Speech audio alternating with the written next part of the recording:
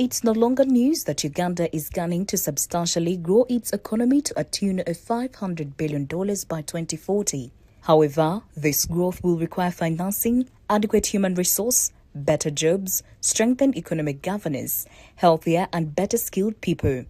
It is on this promise that Uganda and the World Bank Group have signed a partnership framework through which the institution will support Uganda's ambition to transform into a modern, prosperous and competitive upper middle income country as envisaged in Vision 2040. The World Bank Group is moving towards fewer and more focused engagements and strong emphasis on results.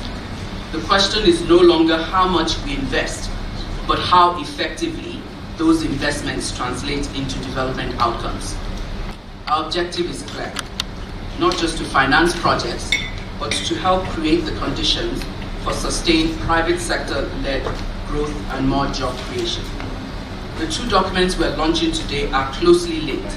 The CPF sets out where and how the World Bank Group will engage in Uganda over the next 10 years.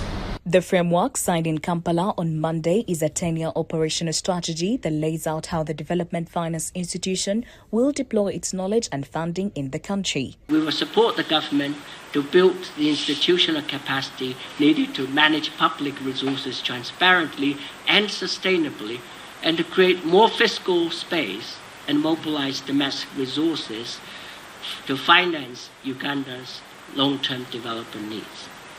Second, healthier, better skilled people.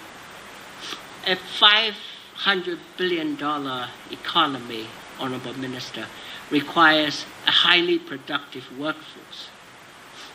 But today, a child born in Uganda can expect to be only about 39% as productive as they could be with full health and education.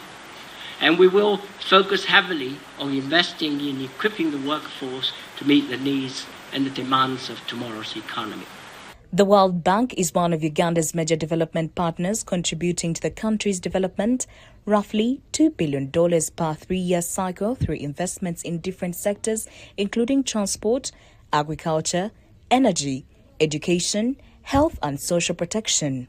Finance Minister Henry Musasizi acknowledges that they have already embarked on some of the reforms that the World Bank is seeking, but says there is need to do more. We recognize that further reforms remain necessary, particularly in accelerating the creation of productive and decent jobs to absorb the rapidly growing labor force, narrowing the fiscal gap by enhancing domestic revenue mobilization, while maintaining prudent public expenditure and raising the tax-to-GDP ratio to strengthen fiscal sustainability and create the fiscal space required to finance Uganda's development agenda. Musasizi says Uganda has maintained macroeconomic stability, strengthened public financial management and enhanced fiscal transparency despite multiple global shocks.